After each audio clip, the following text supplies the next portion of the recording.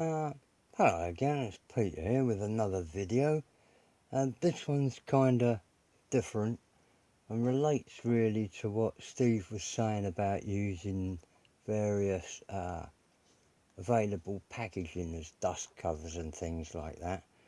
And I don't know what this sort of sweet's called in your country, um, but they're tasty in any language. And I bought a ginormous tub of them, which I managed to get a whole diorama into. And this is a great big box. What's that? Must be 6 inches square, whatever that is in centimetres, off the top of my head. 150 by about 4 inches, so that's about 100 millimetre.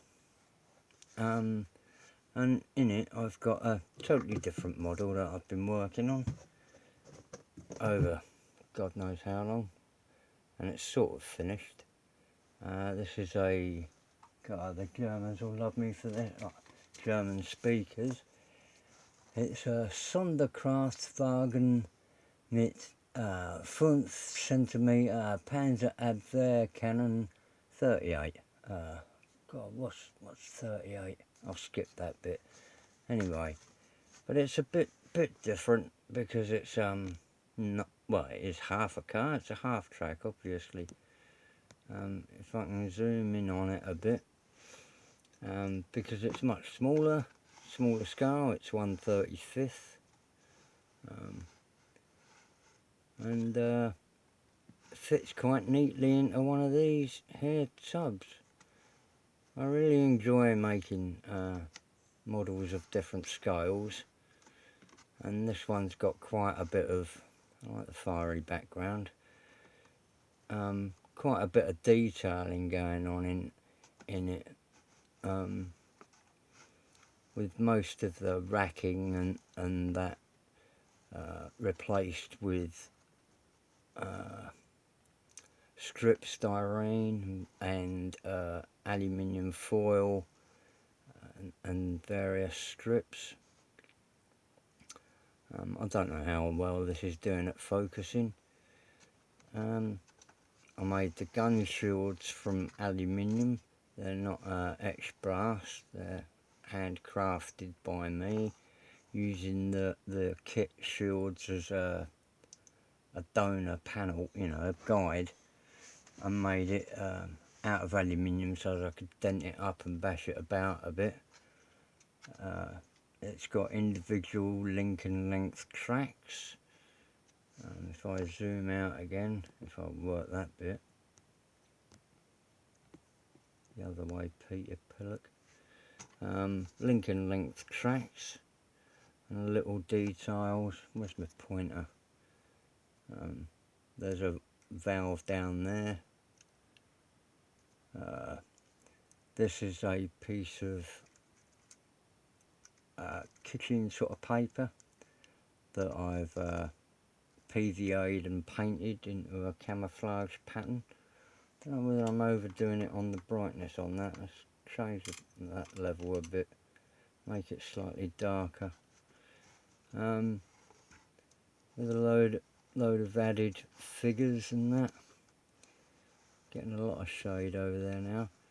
But it's a great little kit to build. I've forgotten who made it now, but it's been available in several boxes. And I've added a couple of figures and different parts, loads of different fitting parts, which if I whiz that through, that's the back side of the window. All this wall, roof, building, and you can see the sort of workings this side. As you can see, my hand moving through the window. Even the window there actually was packaging to give this, I'll turn it back round the other way, diamond sort of window pattern. I've forgotten what you call windows like that. An old table was made from scratch. All the gate railing, individual roof tiles, the little machine gun there has got its barrel drilled out. That's not a very good place to see it, is it? That little machine gun there has got its barrel drilled out. Let's see what else was there. There's quite a bit done to this really, and if you can see the back of the chap going into the house, he's got a detailed flamethrower, the handle up the top there to carry the canister is wire, and obviously little, I wonder if I can zoom in on that figure because I quite enjoyed him. I can enjoy a figure, I don't know, but I do like doing figures now and again. See if I can zoom in on him in a bit without losing too much focus. There's sort of like connector pipes for the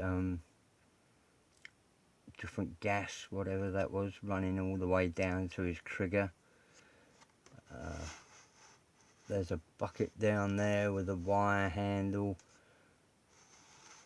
Everything I could do, different tarpaulins. The mirrors have been rebuilt, the shields from scratch. These are all individual little fittings for the jerry cans. There's strapping on the, turn that around a bit more, right, there we go. We've got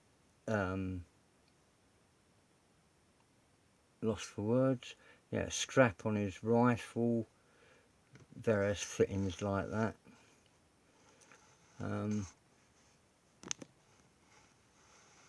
But I thought I'd just show you something different for a change, because if you stay doing the same sort of modelling time after time, you get a sort of, I think it's called an echo chamber, where all you hear is the same sort of thing over and over, and same techniques for doing this and that. Whereas if you change what modelling you're actually doing, you'll learn different techniques for doing them.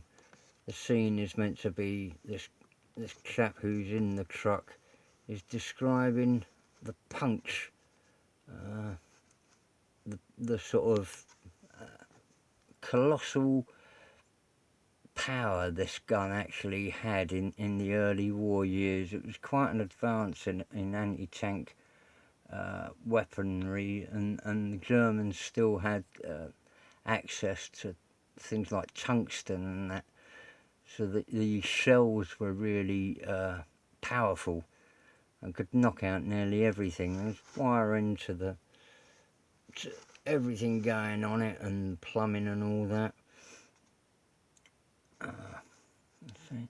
And I just thought I'd show something different. You know, just to do something different. If I back that back out again, wrong way, take you back into those windows. Like I said, that they're another form of packaging which gave me the sort of little panelled windows in the glass there. That was a food packaging sort of thing. Like I said, all of the fittings and bunged in a few extra parts to it. Just to, let's try zooming in on him. I'm not doing very well on zoom. In fact, that's gone all fuzzy anyway, hasn't it? There you go. Chap's in there. Oh, I don't know how to get this in any better focus. I suppose really it's just because it's so bloody small. Like I said, it's 1/35th scale. But it's quite a nice little diorama. But like I said, I was able to fit into a sweet tub thing. And I say you can, you know, all this was folded up different pieces of material. It was actually aluminium foil screwed up into a ball and unfolded again, and then made in several bits to lay it over the framework of the tarpaulin, which would go over the top of them in bad weather. There you go, just something to not just do car modelling all the time, and you can experiment with metallic paints, and you're not worried. All sorts of experiments you can do on something armoured, because at the end of the day you can make it nice and mucky, and bash things about a bit and dent the front what's it called, mudguard fender, get it bashed about so that it's a bit more done in. This is an army vehicle, it's going over all sorts of terrain, gets mucky, things like that. It's a fun little build. Anyway, but like I said, it's all hidden in a sweet tub, and here's where I break the bloody thing. No. Gives it a nice smoky effect as well, putting that tub on it. Sort of oldie worldy. Anyway, that's it. Bye for now, and best wishes from jolly old England.